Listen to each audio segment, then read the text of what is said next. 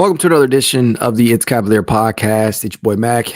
Y'all know what it is. You just watched that game, Cavs, Magic, game 4, and we all know it, man. This was a very, very important game for many different reasons. After getting punched in the mouth by the Magic, how would the Cavaliers respond? I think that's a question collectively that we were all waiting to be answered, right? Am I wrong? Am I wrong, Cavs fans? Let me get the housekeeping stuff out of the way, okay? Just to save it for the end of the episode, right? If you're watching on YouTube, make sure to hit that hit that like button, smash, subscribe, whatever. Uh, I'm in a bad place right now, man. I'm in a bad place, and I'm gonna try not to harp on it all episode long, but let me tell you, I have nothing positive to say about this performance. By the way, if you want to help support your friendly neighborhood Cavs content creator, consider becoming a paid member on Patreon. I'll put the link in the description. And now that the bills have been paid, let's get to the action, right? The Cavaliers came into game 4 shooting just 28 of 103 from three-point distance. That is just 27.1%, my friends. No bueno. The Magic, they've done a damn fine job of jamming things up from outside. Constantly running them off the three-point line and making sure to contest their shots as often as possible.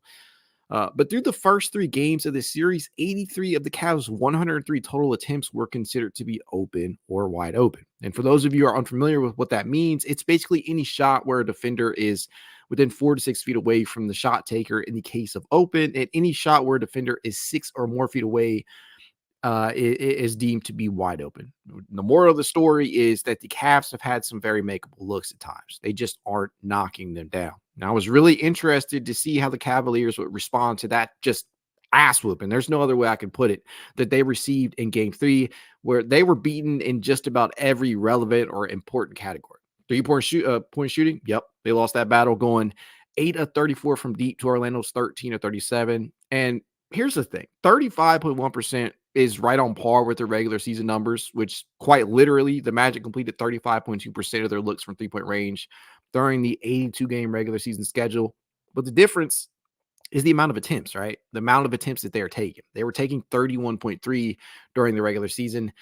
Prior to today's game, they were attempting 36.3 so far in the playoffs, which is 5 more per game than their regular season average, which is, it doesn't sound like a lot, but that's a pretty substantial leap that can account for much more points, honestly, if the shots are going down. And we know why that is, right? It's because the Cavaliers' defensive game plan was heavily focused on limiting the Magic's paint presence. Orlando just scored so many of their damn points in the paint this season. 51.8 points per game, to be exact, in that regard, which is 8th in the association this year. It's their bread and butter. It's what they do well. So stopping them inside and making them beat you from outside made sense. But the problem is the Cavaliers are struggling to knock down that damn three-point shot as well. And that's putting it nicely. To be honest, these guys could not hit the broadside of a barn if their life depended upon it. I just don't even know what to say, man. They shot 4 of 17 today, if I'm not mistaken, from three-point distance, which on the season now, that brings them to what? 32 of 120, bro. 32 of 120 from three-point distance. That is fucking ridiculous. I'm not a math guy, so I'm going to Google that. That's 26.6% through 4 games. What the absolute fuck? Man, it's just not falling. It's not falling. And again, credit to Orlando. They are making shit difficult. They are putting bodies in front of Cavaliers when they're going out to shoot, namely Donovan Mitchell, Darius, Garland, Mack, Strus. They're out there, man. They're out there and they're making shit difficult, but you got to find a way to overcome it. And that's where I'm at right now. These dudes, man, 4 or 17 from three-point distance today. That's comically bad. That's even worse than last season, last series playoffs. It feels like it. It may not be from a statistical standpoint. I haven't looked, but that is ridiculous. And I'm only laughing, honestly, to keep myself from crying in that regard. But despite that, Cleveland actually held a 60-51 lead entering the half, right? Then the fucking wheels fell off as Orlando forced a bunch of turnovers while taking much better care of the ball because Orlando was turning the ball over. They were turning the ball over a ton in the first half. 11 first half turnovers, if I'm not mistaken. And a lot of them were forced by Cleveland. It wasn't just unforced errors. It was literally Cleveland playing some solid one-on-one defense and picking up passing lanes and things of that nature. But they took much better care of the ball in the second half. They shot the ball extremely well, and then they scored a ton of points in the paint. Surprise. Like, that's what they do well. And then Donovan Mitchell was an absolute no-show in the second half, right? 0 points, if I'm not mistaken, in the second half after scoring, I think 18, right? Was it 18 points in the first half? I don't know, man. I'm just at a loss, right? And then you get absolutely nothing from the bench. Karis LeVert, George Niang, Isaac Okoro. You're getting nothing. At certain point, I just don't know. I just don't know what to say in that regard. The bench, essentially, when it boils down to it, after the game really got away from the Cavs, essentially the Cavs at one point got 6 points out of their bench. They would finish the game. Let's see here. 5 from Karis, 2 from Niang, 6 from Tristan Thompson, and 2 from Marcus Morris after the game was basically out of hand already. And you contrast that with what Orlando's bench was able to do. Oh my God. Just absolutely brutal. And I know what everybody's here for, right? They want to fire JB. I get it. I have no defense, guys. Nothing to say. Nothing to say in regards to JB Bickerstaff. There was no adjustment. The Niang minutes. Oh my God. Can we talk about George Niang for a minute? Why? Why is JB Bickerstaff so afraid in the moment to pull George Niang? What if the shot is not falling? What is George Niang offering outside of toughness? Seriously, what is he offering that Marcus Morris cannot offer in that regard? Marcus Morris is probably even tougher, and he can actually defend. I don't get it. I do not understand it for the life of me. I like George Niang. You guys know I had him on the pod. Very likable guy. He can be a productive basketball player when his shot is falling. But there are points when you have to understand when you need to pull the plug, man. When you got to pull the plug, you got to switch shit up because it's clearly not working. And with Niang, that's the case in this series. And we know heading into Boston, if for some, I'm not giving up on the Cavs. Trust me. I'm not saying that they're going to lose this series. But as I said, when, in my last pod with Mikey McNuggets of Ultimate Cleveland Sports Show, today was going to be a telling game. Today was going to be a telling game in regards to how the Cavaliers responded, how they took that punch in the mouth from the Magic, and credit to the Magic again. Jamal Mosley has those guys playing phenomenally at home. And we know what the old adage says, a game, I'm probably going to butcher this, but I'm going to try it. A series has not started until the home team loses, and that has not happened yet. At home, Cavaliers were phenomenal. At home, the Magic were phenomenal. Now the Magic have to take things back to Cleveland, and we'll have to see how the series goes from that point. But, man, and this is not a good look, man. It is not a good look. There's nothing you can tell me right now that can change my mind in regards to the fact that this is probably the nail in the coffin, bro. This is probably the nail in the coffin. If they win this series, great.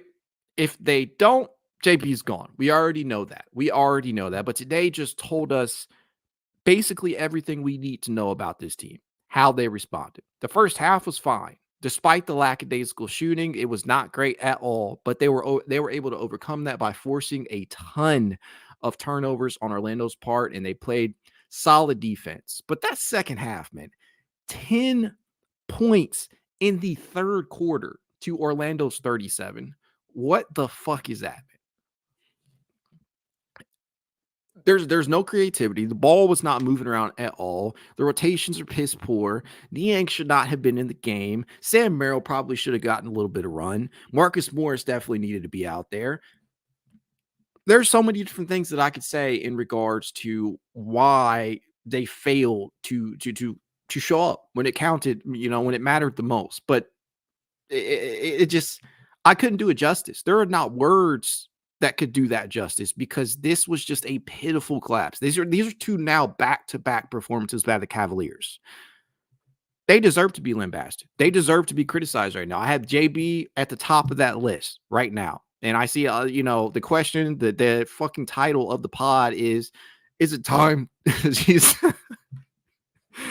I'm drinking my beer. Y'all have to excuse me. But is it time to move on from JB Bickerstaff? And I can't argue against it. I mean, I can't argue against it. I'm not going to sit up here and just talk about JB all episode long, but I'll say this. This was the worst performance that I have seen from this team in the playoffs in some time, and that's last game included. Just pitiful, man. Just absolutely pitiful response. Nothing else to it. And from a game plan perspective, we knew what this series was going to boil down to. It was going to be about whether or not Cleveland could stop the paint presence that is the Orlando Magic, 8th in the association in paint points. We know they're not an especially good three-point shooting team. You force them to shoot a ton of threes. Generally, they were not successful during the regular season in that regard. Just 11 makes per game, which is dead last in the NBA for the Orlando Magic. And the attempts were even worse at 31.3. They did not take a ton of attempts. So there was belief to the idea rather that if you force them to shoot the three ball and pack the paint, that they would not be successful. Guess what? They've been successful at home. They're doing the job now. So how are you going to respond? How are you going to respond? It's all fine and dandy when you can limit their paint presence and they suck at shooting the three ball. But if you can't shoot the three by yourself, what are we even doing here? What are we even doing here? And Fins J, look, I'm not placing all of the blame on JB like everybody else. What I am going to say is there is no excuse for JB in regards to his rotations, bro. No excuse for the fact that that he should have had Marcus Morris out there over George Niang. That is inexcusable.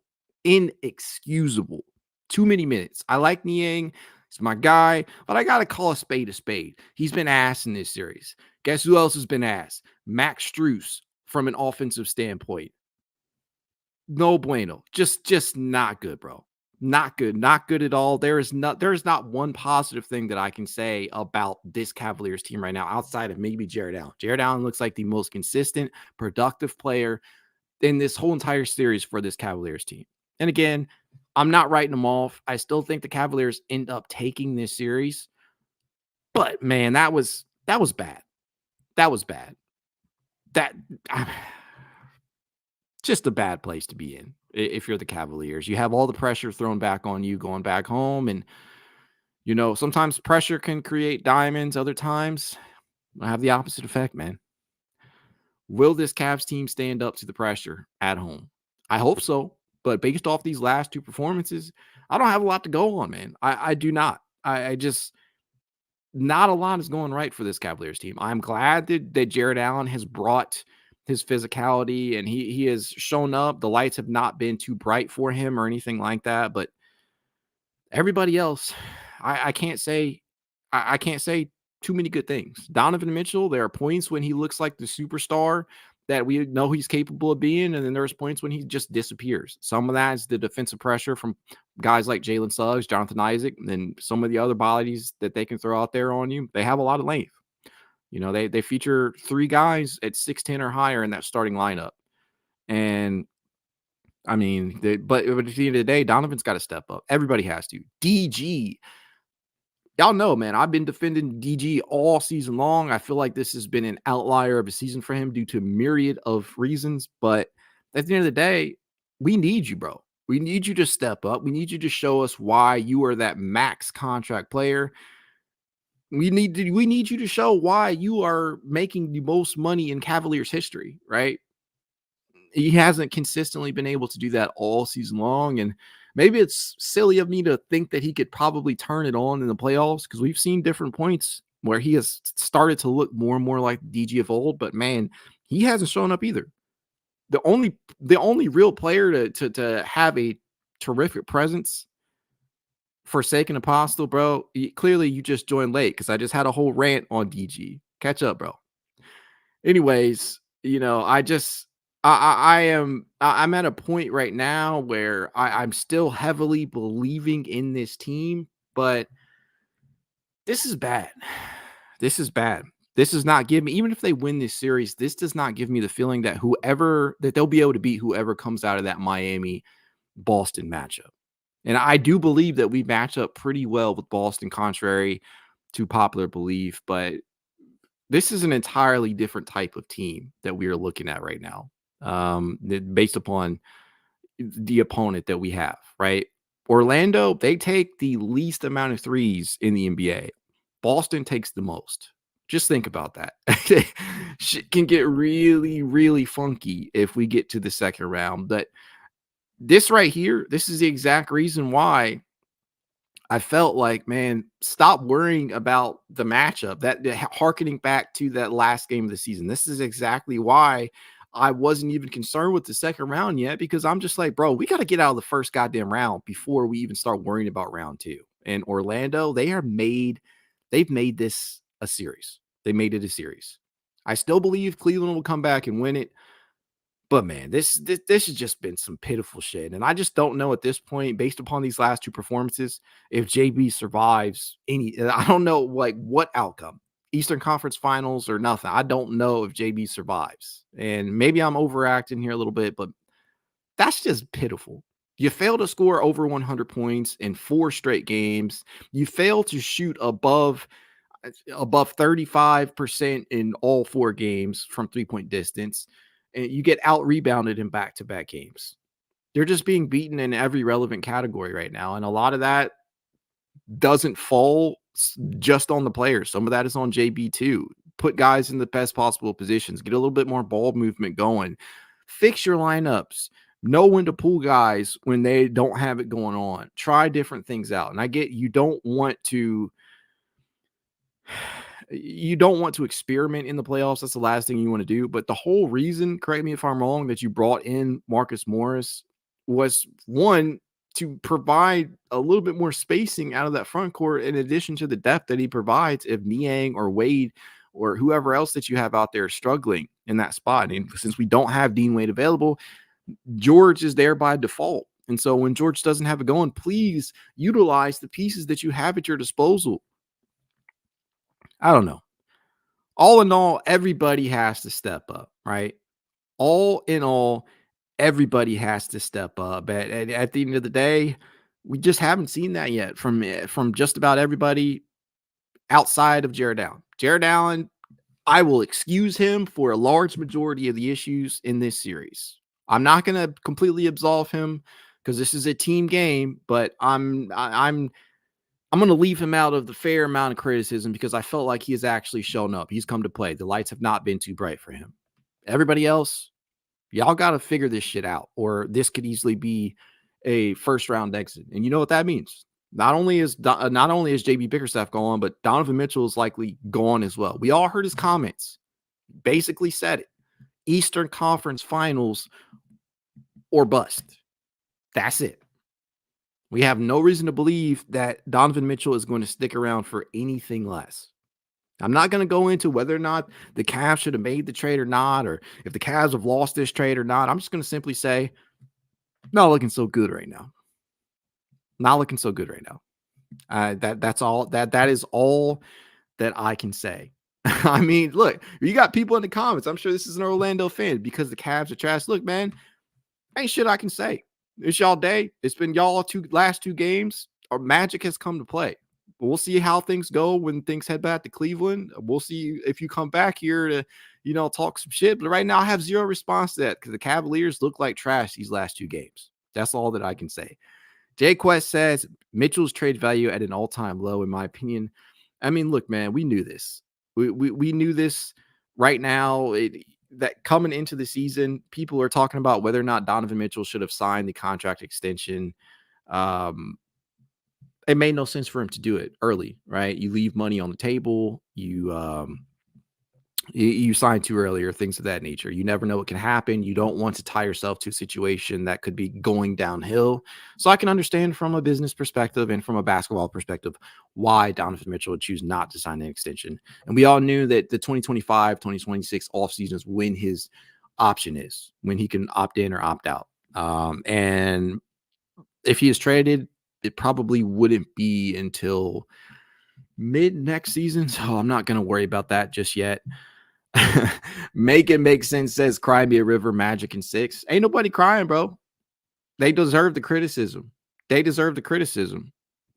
Orlando beat the Cavs down in back-to-back games. Credit to them.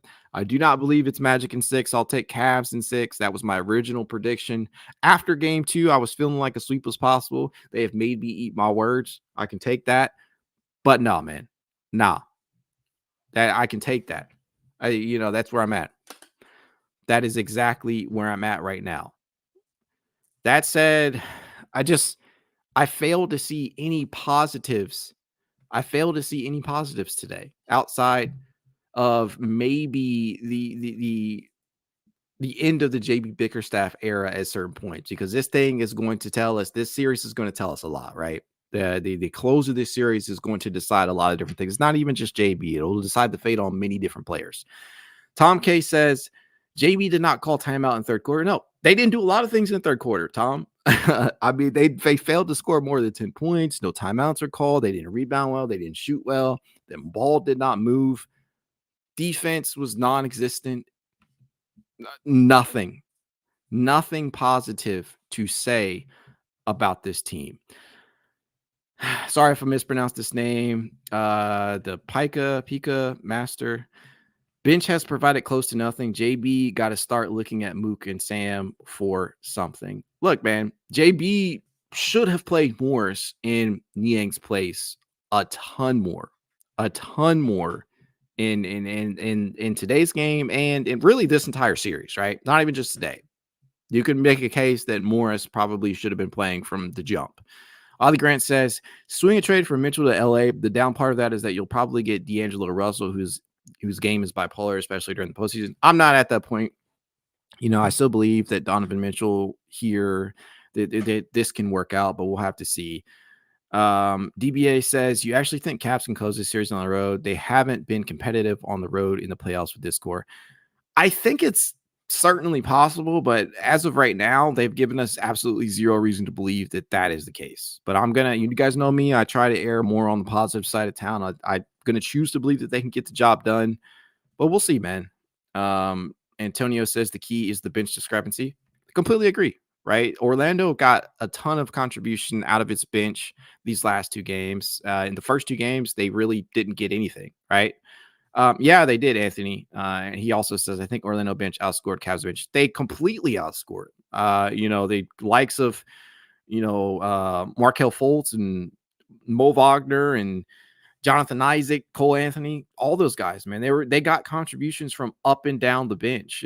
And we often talk about the starters in, Donovan Mitchell and Darius Garland, Evan Mobley, Jarrett Allen, Paolo, Franz. We always talk about those guys, but at the end of the day, what can often decide whether a team wins or loses a series is simply the role players, right? And it's not just the bench, right? That's why we talk about Mack Strus showing up. That's why we talk about, players like, excuse me, like Mo Wagner and company, whether or not these guys are going to come to play, because they can make or break a series legitimately. And as Shady says down here, Max has been a ghost outside of the rebounding. Yeah, you haven't gotten too much from him in this series. And we know that he's kind of fluctuated with his shot all season long, finishing at 35.1% during the regular season after a 35% season with Miami the year prior.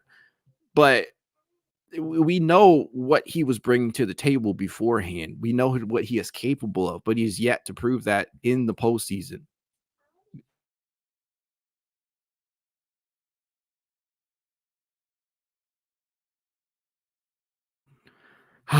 Kids, man. Yeah, all I can say is it's just pitiful. You got to get more production out of your bench. You got to get more production out of your role players. You got to get more production out of your stars. Everybody has to play a little better, a lot better, honestly. Ollie Grant says, why do the Cavs hang on to perpetually injured players? First it was Love, then Windler, and now Wade, who seems to have season-ending injuries every season. Wade could have made some sort of difference.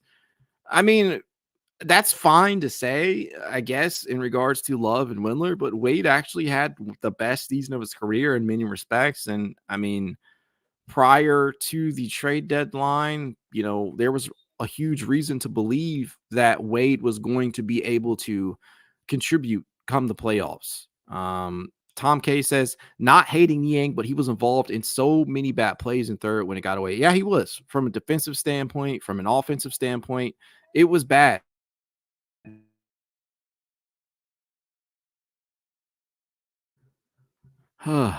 Man. Sandy Mix says, punched again.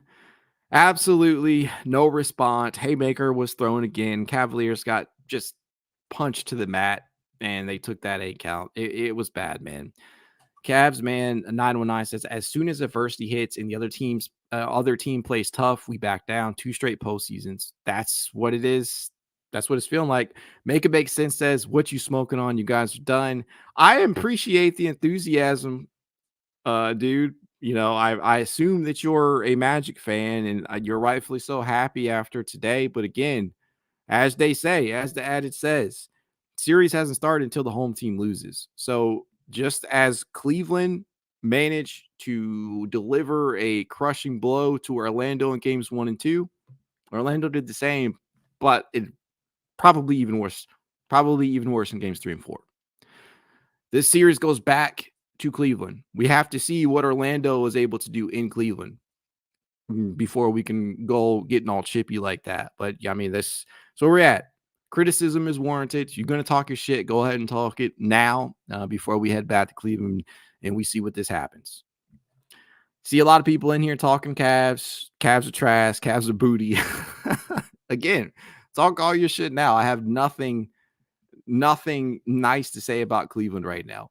But again, when this series ends, we'll see who has the last laugh. Because I can guarantee you that a lot of people who are talking shit right now in this chat will not be back in this particular podcast, talking the same shit if the Cavaliers come through and win this series, which I believe they will. Antonio David says also Lakers in 5. LOL. I don't know, man. That LeBron's tenure in LA has been just so up and down. It's time to pack it up. Starter Pack says we not winning, bro. I mean, we might not at this point with the way that this team is played. I don't know. We'll see. we will definitely see. That said, I won't hold y'all here any longer. Cavaliers got to step up. Y'all know what it is. If you're watching for the first time, consider subscribing. You never know what you might find on the channel. I have definitely posted a ton of content in the last couple of days. Some draft stuff. Might have to start looking at that a little bit more earlier than I expected. I don't know. So I'll be dropping some things in that regard. Make sure to hit that like button.